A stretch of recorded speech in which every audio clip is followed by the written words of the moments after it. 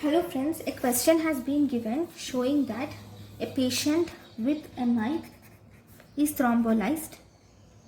A patient with MI is thrombolized. Then within 6 hours with streptokinase.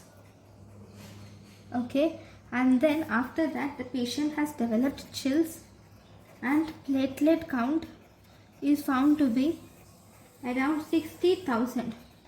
Now what is the presentation? What is the reason? So it is because of clopidegrel. Clopidegrel will cause a side effect of thrombocytopenia. Okay, so this is one question which has been asked in the previous year question. Thank you for watching.